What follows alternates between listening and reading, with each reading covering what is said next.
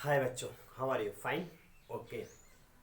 Myself JP Giri from Saran ITG Mathematics welcomes you all in the world of mathematics. Mathematics दुनिया में आप सभी का स्वागत है। जैसा कि थंबनेल से ज्ञात हो गया है कि इस वीडियो में हम लोग क्लास 12th के डिफरेंशिएशन को स्टार्ट करने जा रहे हैं। डिफरेंशिएशन कैलकुलस का फाउंडेशन, इसको दूसरी भाषा में हम कर सकते हैं, it is a foundation of calculus. Calculus का फाउंडेशन है। अगर कैलकुलस में आप लोग बेटर करना चाहते हैं, बेस्ट करना चाहते हैं, तो you must have a deep and proper knowledge और कॉन्सेप्ट रिगार्डिंग डिफरेंशिएशन। अब डिफरेंशिएशन यहाँ क्लास 12th में जो स्टार्ट हो रहा है वह कंपोजिट फंक्शन के डेरिवेटिव से स्टार्ट हो रहा है। तो कंपोजिट फंक्शन के डेरिवेटिव के पहले हम कुछ समय दे करके और 11th लेवल पे जो डिफरेंशिएशन हम सीखे थे उसको रिवाइंड कर लेते हैं, और जैसे रिवाइंड कर लेंगे उसके बाद हम क्लास 12th के डेरिवेटिव पर आ जाते हैं। So without wasting our precious time, let's start rewinding the concept और formula used in derivative at standard 11th। अब 11th स्टैंडर्ड में सबसे पहले हम क्या करें, कुछ स्टैंडर्ड फंक्शंस थे, उन फंक्शंस के डेरिवेटिव के फार्मूले को थोड़ा सा देखते हैं। तो स्टैंडर्ड फंक्शन हमारा हो गया x raise to power m, यानी कि कोई फंक्शन दिया हुआ है, अगर उस फंक्शन की पावर m है तो इसका डेरिवेटिव कितना होता था, तो m इंटू एक्स की पावर m माइनस 1 होता था। एक तो ये हो गया। दूसरा हो गया कि रूट अंडर x का डेरिवेटिव निकालना होता, तो यह इसी पर बेस्ड है, दोनों सिमिलर है। यहाँ x की पावर 1/2 है, इसको सॉल्व करके जो आएगा वह हमारा आएगा 1/2 रूट x। इसी तरह log x का अगर डेरिवेटिव निकालना हो बेस e रखते हुए तो इसका 1/x होता है। ये तीन ऐसे फॉर्मूले हैं जिसका हम 11th स्टैंडर्ड में यूज कर चुके हैं। स्टैंडर्ड फंक्शन के डेरिवेटिव पहले हमारे पास होने चाहिए, हमारे पास स्टॉक होना चाहिए, फिर उसके बाद हम क्लास 12th के डिफरेंशिएशन पर हम आते हैं।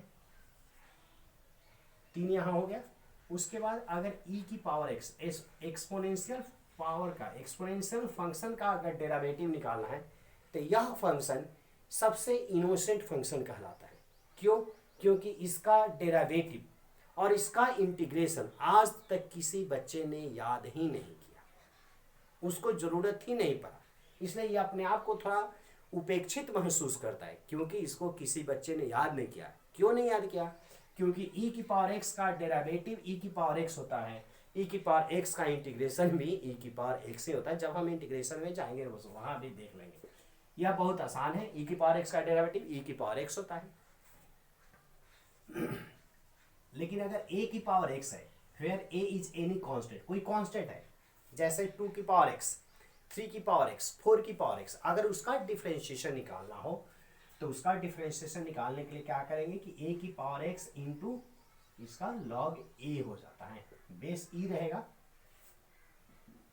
अगर कोई कांस्टेंट टर्म आ गया, कांस्टेंट टर्म यानी कि 5 का डिफरेंशिएशन आ गया कि 5 का डिफरेंशिएशन निकालो, 4 का डिफरेंशिएशन निकालो, क्या हो जाएगा? 0। ठीक है इतना। अब इसका यूज हम देख लेते हैं। जैसे find the derivative of x की power 3 minus 2 root x plus 3 log x। Suppose करो कि यह एक क्वेश्चन आ गया। एक और दूसरा क्वेश्चन में ले लिया, x की पावर 3 माइनस प्लस 3 की पावर x माइनस 5 e की पावर x और प्लस 2। यहाँ दो एग्जाम्पल हम लेते हैं, एकदम बेसिक से जा रहे हैं। बेसिक यानी कि 11th स्टैंडर्ड में जहाँ हम डिफरेंशिएशन स्टार्ट किए थे वहाँ पे आ रहे हैं। रिमाइंड एक बार कर लेते हैं, थोड़ा सा कंसेप्ट हमारे माइंड में बन जाए, उसके बाद हम करेंगे। अगर ये दो फंक्शन आ गया और इन दोनों फंक्शन का डेरिवेटिव निकालने को कहा जाए तो हम इन दोनों फंक्शन का डेरिवेटिव कैसे निकालें, how we find the derivative of this two functions given here. तो सबसे पहले हम क्या करेंगे कि फंक्शन को सपोज कर लेते हैं, let y equal to x cube minus 2√x plus 3 log x। जो फंक्शन दिया हुआ है उस फंक्शन को हम सपोज कर लेंगे x cube minus 2√x plus 3 into 3 times log x या 3 इंटू log x करते हैं। अगले स्टेप में क्या लिखा जाता है, differentiating with respect to x, x के रेस्पेक्ट में डिफ्रेंशिएट करते वक्त dy बाई dx। यह सिंबल है डेरिवेटिव का, अगर y है तो dy बाई dx और fx रहेगा तो f डैश x से डिनोट किया जाता है उसका डेरिवेटिव। अगर फंक्शन fx की फॉर्म में लिखा हुआ है तो उसका डेरिवेटिव f डैश x से डिनोट किया जाता है, अगर y की फॉर्म में लिखा हुआ है तो dy बाई dx से डिनोट किया जाता है। क्लियर हो रहा है? चलिए अब डेरिवेटिव निकालने के लिए d लिख देंगे बाई डिनोमिनेटर में dx, और y का जो वैल्यू है उस वैल्यू को यहाँ एक बार एज इट इज नोट कर देते हैं, x cube 2√x plus 3 log x। अब हम क्या करेंगे, अब इसका डेरिवेटिव निकाल देंगे अगले स्टेप में। तो अगले स्टेप में डेरिवेटिव निकालेंगे तो x raise to power 3, x raise to power 3 का डेरिवेटिव इस फॉर्मूले पर सेट होगा। x रेज़ टू पावर 3 का डेरिवेटिव 3 बाहर और x की जो पावर है वो कम हो जाएगी, मतलब 3x² हो जाएगा। यहाँ 2 एज इट इज रहेगा, log रूट एक्स का डेरिवेटिव 1/2√x, तो यहाँ हम लिख देंगे 1/2√x plus 3 as it is रहेगा, और log x का डेरिवेटिव, तो log x का डेरिवेटिव 1/x दिया हुआ है, it means we write here 1/x। अब कुछ बच्चों के माइंड में यह सवाल पैदा हो रहा होगा, खुटपुट कर रहा होगा कि अभी तो सर यहाँ लिखे हैं कि कांस्टेंट का डेरिवेटिव 0 होता है और यहाँ कांस्टेंट 2 है, तो इसका डेरिवेटिव 0 क्यों नहीं हुआ। तो कांस्टेंट का डेरिवेटिव वहाँ 0 होगा जो प्योरली कांस्टेंट होगा, यानी कि अगर उसमें x कंटेनिंग टर्म से मल्टीप्लाई या डिवाइड रहे तो पूरा का पूरा टर्म वेरिएबल में काउंट होगा, वो कांस्टेंट नहीं। कांस्टेंट यानी कि सेकंड क्वेश्चन में इस केस में 2 यहाँ जो दिया हुआ है यह कांस्टेंट है, क्योंकि इसमें x कंटेनिंग टर्म नहीं है या y कंटेनिंग टर्म नहीं है, तो यह कांस्टेंट होगा। और इसका जब डेरिवेटिव निकालने जाएंगे सेकंड क्वेश्चन में तो वहाँ पे 0 हो जाएगा। तो इस तरह से हम देख रहे हैं कि हमने क्या कर दिया कि इसका डेरिवेटिव, फर्स्ट जो क्वेश्चन दिया हुआ है इसका डेरिवेटिव हम निकाल चुके हैं। अब इसको राइट डाउन एक बार कर देते हैं फाइनल करके, जो कैंसिल होता है कैंसिल कर लेते हैं, जो बच जाता है उसको एज इट इज नोट करते हुए ये हमारा आंसर हो गया। तो ये बताने का मेन उद्देश्य यही है कि आपका जो डेरिवेटिव से रिलेटेड जो कंसेप्ट हैं, जो आइडियाज़ हैं, वो रिमाइंड हो सके, वापस आ सके before we doing the derivative of a composite function. समझ में आ गया? गुड। अब इसके सेकेंड पार्ट को हम करते हैं, या सेकेंड पार्ट को आप लोग खुद कीजिए वीडियो को पॉज करके, और फिर जब मैं बना रहा हूँ तो उसे मैच कर लीजिए, कर सकते हैं।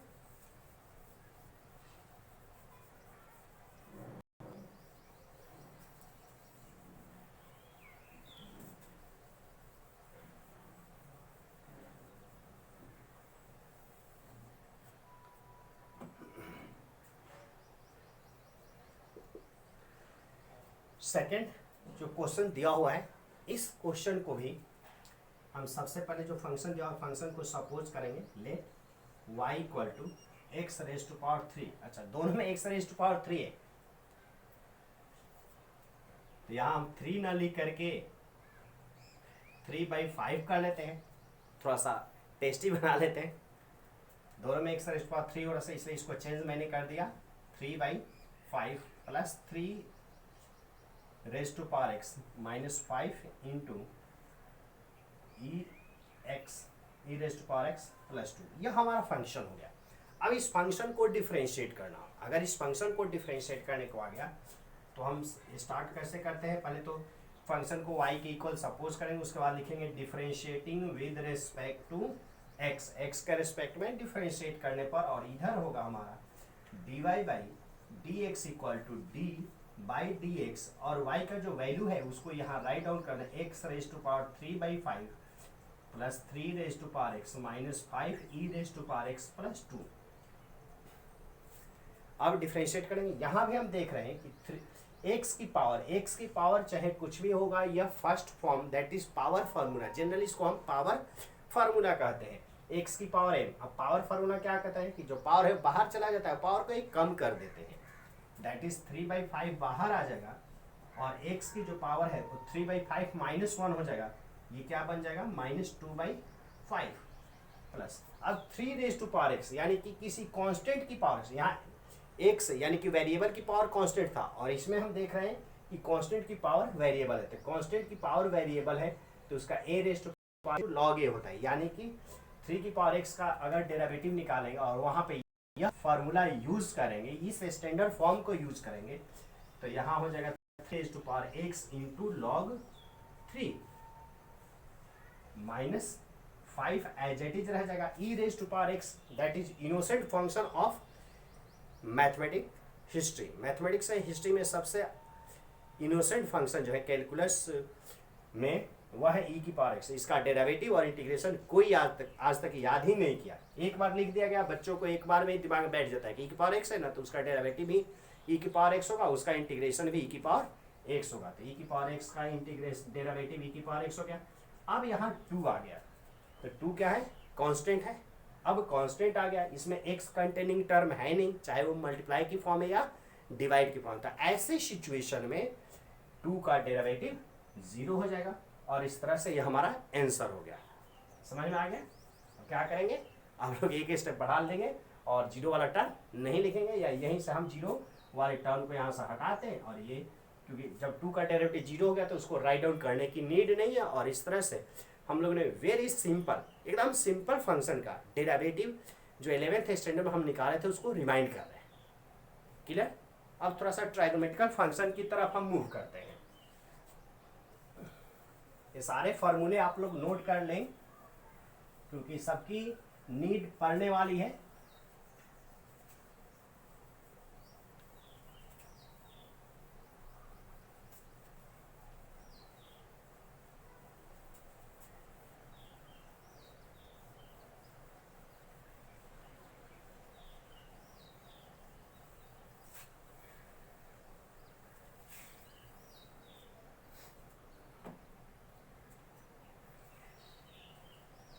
अब ट्राइगोनोमेट्रिकल फंक्शन का देखते हैं,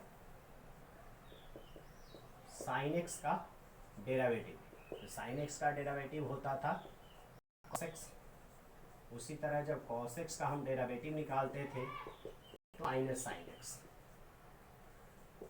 tan x का डेरिवेटिव जो होता है वो होता है sec स्क्वायर x, और cot x का डेरिवेटिव जो होता है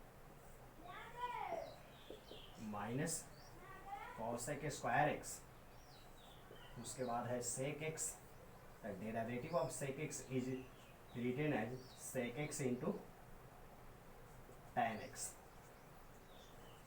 और यहाँ हो गया सेक के बाद कॉसेक एक्स, कॉसेक एक्स का डेरिवेटिव अगर निकालने को कहा जाए तो माइनस होता है cosec x into cot x. ये ट्राइगोनोमेट्रिकल फंक्शन का डेरिवेटिव, इस सब का प्रूफ जो है हम लोग इजीली किए हैं स्टैंडर्ड 11th में, जब हम फर्स्ट प्रिंसिपल से डेरिवेटिव निकालना सीखे थे। तो फर्स्ट प्रिंसिपल से जैसे डेरिवेटिव निकालेंगे साइन एक्स का तो कॉस एक्स आ जाए, कॉस का साइन एक्स, अभी हम डायरेक्ट यहाँ यूज करना सीखेंगे।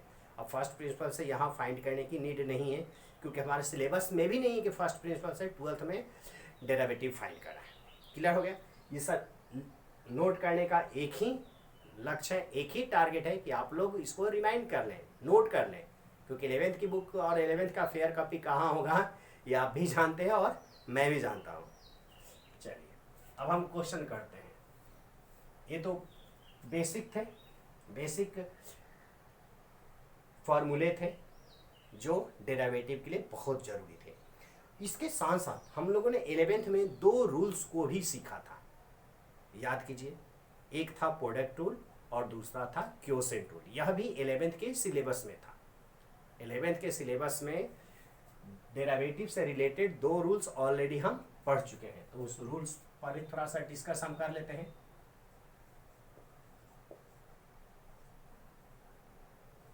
Rules of derivative. डेरिवेटिव्स के एक्चुअली 3 रूल्स होते हैं।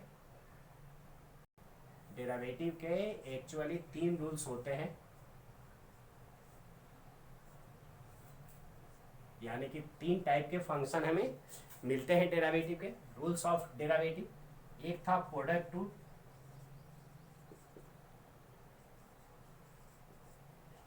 इस पर बेस्ट क्वेश्चन हम लोगों ने स्टैंडर्ड 11th में किया था। इसमें 2 या 3 या 4 फंक्शन अगर मल्टीप्लाई की फॉर्म में दिया हुआ है तो उसका डेरिवेटिव हम प्रोडक्ट रूल से करते थे। दूसरा था वो था क्वोशेंट रूल, यानी कि 2 फंक्शन अगर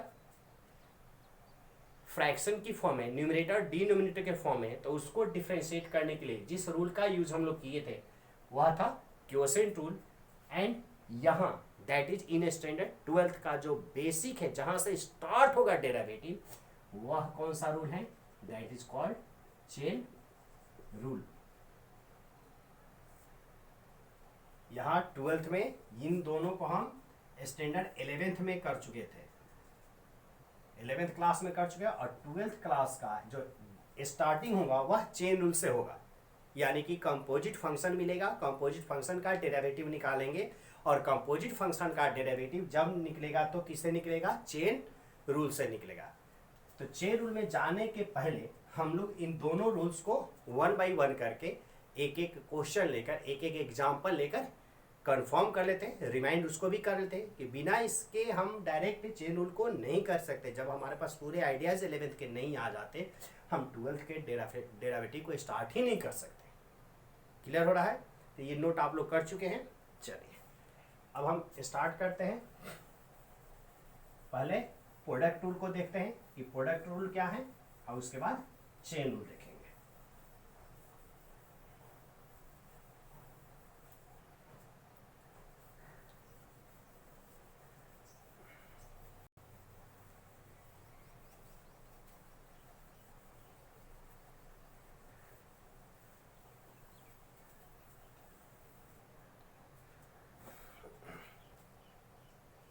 फर्स्ट रूल जो है वह है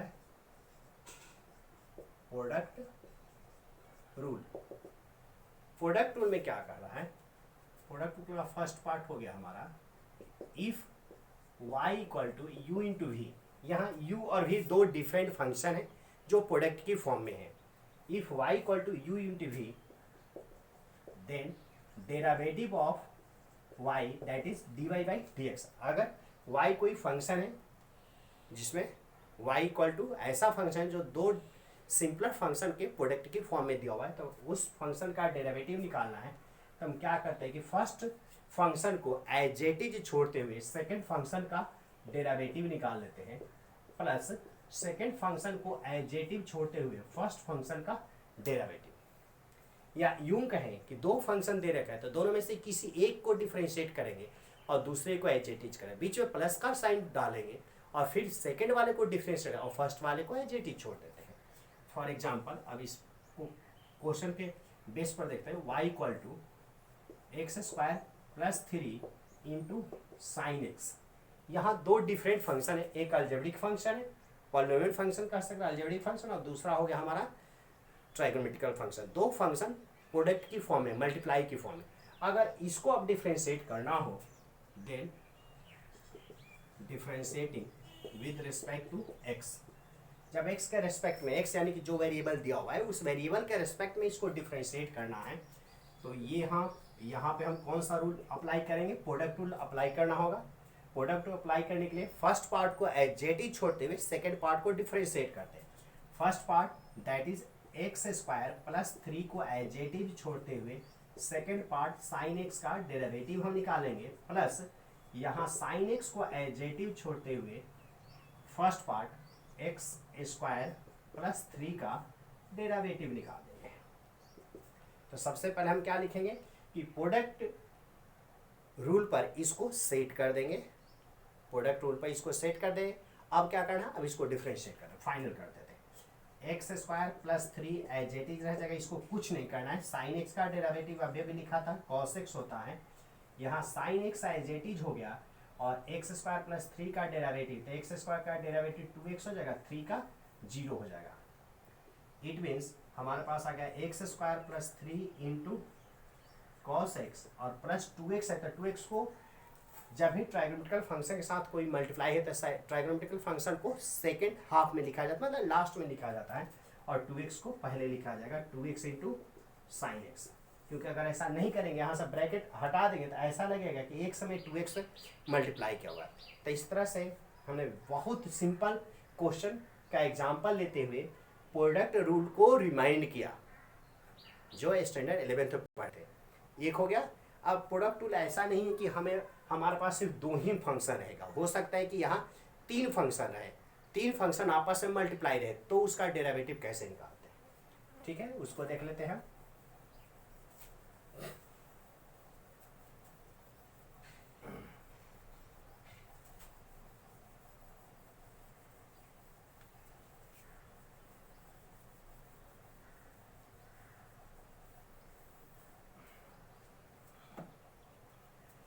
if y equal to u into v into डब्ल्यू, यहाँ सपोज करें कि 3 डिफरेंट फंक्शन हैं जो प्रोडक्ट की फॉर्म में दिए गए हैं, और इसका अगर डेरिवेटिव निकालते तो क्या वहाँ प्रोडक्ट रूल लगेगा? क्यों नहीं लगेगा।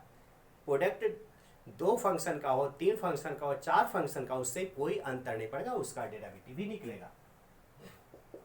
देन अब इसका डेरिवेटिव निकालना है तो करना क्या है कि जैसे 3 दे रखा है ना, तो हर बार में सिर्फ और सिर्फ एक ही का डिफरेंशिएट होगा। 3 पार्ट दे रखा है फंक्शन, 3 पार्ट में से किसी एक पार्ट का पहले बार डिफरेंशिएट करेंगे। जिसको डिफरेंशिएट करेंगे, जैसे 3 है, अगर मान लो कि इसको डिफरेंशिएट करें तो ये दोनों एज इट इज में रहेगा, जब इसको डिफरेंशिएट करें तब ये दोनों एज इट इज हो जाएगा, और जब इसको डिफरेंशिएट करें तो ये दोनों एज इट इज हो जाएगा, बीच में प्लस का साइन होगा।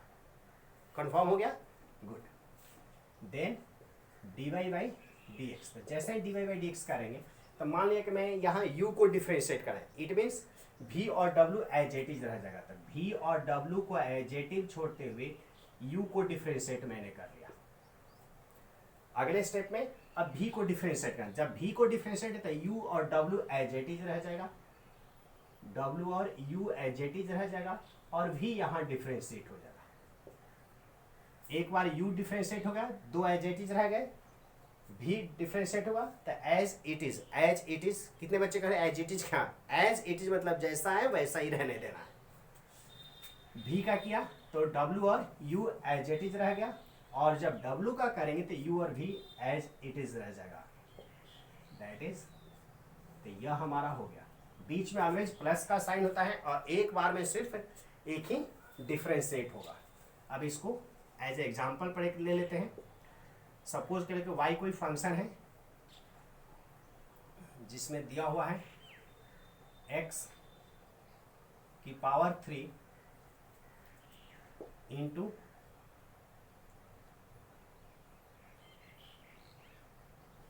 e की power x into 1 plus sign x। 3 different function हो गया। पहला function polynomial function, algebraic function, exponential function, और ये हो गया हमारा ट्राइगोनोमेट्रिकल फंक्शन या लॉगरिथमिक फंक्शन हम डाल सकते थे। यहाँ लॉग को ले लेते हैं, थोड़ा सा चेंज करते हैं, कुछ भी ले सकते थे, लॉग एक्स हो गया, ठीक है इतना। अब 3 डिफरेंट यहाँ फंक्शन हो गया। अब इसको अगर डिफ्रेंशिएट करना है तो डिफ्रेंशिएट करने के लिए क्या यूज करें? प्रोडक्ट रूल यूज करेंगे, differentiating with respect to x, x का रेस्पेक्ट डिफ्रेंशिएट करेंगे तो इधर dy बाई dx हो जाएगा, x की पावर 3 d।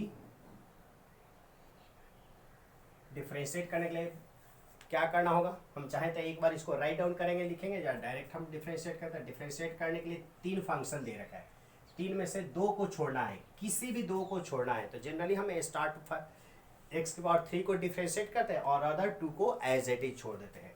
तो एज इट इज छोड़ने में कौन सा होगा, ई की पावर एक्स हो गया और लॉग एक्स हो गया और यहाँ हो गया x D x Q by d x, x की पावर 3 को डिफ्रेंशिएट किया। अब ई की पावर एक्स को डिफ्रेंशिएट था, यह एज इट इज रह जाएगा, दैट इज एक्स की power 3 into log x as it is हो जाएगा और ई की पावर एक्स को डिफ्रेंशिएट कर देंगे प्लस। अब अगले स्टेप में, थर्ड स्टेप में लॉग एक्स को डिफ्रेंशिएट करें, that is x raise to power 3 into e की power x d log x by d x. तो इस तरह से हमने इस गिवन फंक्शन जो 3 डिफरेंट फंक्शन के प्रोडक्ट की फॉर्म में था, इसको हम प्रोडक्ट रूल पर सेट कर दिया। अब इसको डिफ्रेंशिएट कर लेते हैं, e raise to power x into log x हो जाएगा, एक्स रेज टू पावर 3 को डिफ्रेंशिएट अगर हम करेंगे तो 3 बाहर हो जाएगा, एक्स की पावर 1 कम हो जाएगा, यहाँ x raise to power 3 into log x रहेगा। ई की पावर एक्स को डिफ्रेंशिएट अगर हम करने जाएंगे तो ई की पावर एक्स हो जाएगा, x raise to power 3 into e की पावर एक्स और लॉग एक्स को डिफ्रेंशिएट है तो 1/x हो गया। तो इस तरह से हमने डिफ्रेंशिएट कर दिया। अब क्या इसको अरेंज कर दिया जाए, यहाँ x से एक्स क्यू कटेगा, एक्स स्क्वायर बच जाएगा यहाँ पे, ई की पावर x तीनों टर्म में है तो हम ई की पावर x को कॉमन कर सकते हैं, एक्स स्क्वायर को कॉमन कर सकते हैं, यहाँ भी एक्स स्क्वायर है, एक्स की पावर 3 और एक्स स्क्वायर है तो एक्स स्क्वायर कॉमन ले लेंगे और ई की पावर एक्स कॉमन लेंगे। अब जो बच गया उसको राइट डाउन कर दें, ई की पावर एक्स कॉमन हो गया, एक्स स्क्वायर कॉमन हो गया तो 3 लॉग एक्स बच गया यहाँ पे, 3 लॉग एक्स और उसके बाद क्या बच गया हमारा, 3 लॉग एक्स आ गया, यहाँ एक्स स्क्वायर कॉमन हो गया तो एक एक्स बचेगा, एक्स इंटू लॉग एक्स बच गया और यहाँ पे 2 बच गया। अब इसको और सिंपलिस्ट करने के लिए हम जाएं तो और सिंपलिस्ट कैसे किया जा सकता है, इन दोनों में से भी log x कॉमन हो जाएगा, यहाँ भी हम आंसर को ड्रॉप कर सकते थे, ऐसी बात नहीं है, तो 2 प्लस 2 को स्टार्टिंग कर लेते हैं, इन दोनों में से x प्लस 3 हो जाएगा, यहाँ x प्लस 3 इंटू, अरे x लिखा जा भाई सही ढंग से, good, x plus 3 into log x हो गया और इस तरह से हमारा रिजल्ट आ गया। तो बच्चों हमने क्या क्या रिमाइंड कर लिया, बेसिक जो फॉर्मूले थे डेरिवेटिव से रिलेटेड, स्टैंडर्ड फॉर्म थे, स्टैंडर्ड फंक्शंस के डेरिवेटिव को देखा, उसके बाद प्रोडक्ट रूल को देख लिया कि प्रोडक्ट रूल कैसे था, उसको रिमाइंड कर लिया। अब हम क्या करेंगे, क्वोशेंट रूल को देख लेते हैं कि क्वोशेंट रूल को एक बार रिमाइंड कर लेते हैं before starting chain rule.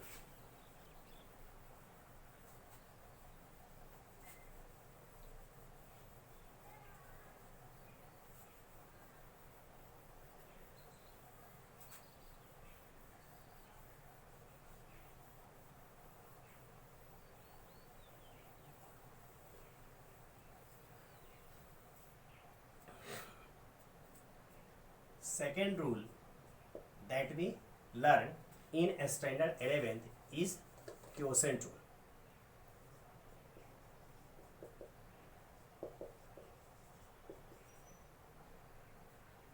Quotient rule क्यों नहीं दिखा रहा है भाई, क्वोशेंट रूल, हाँ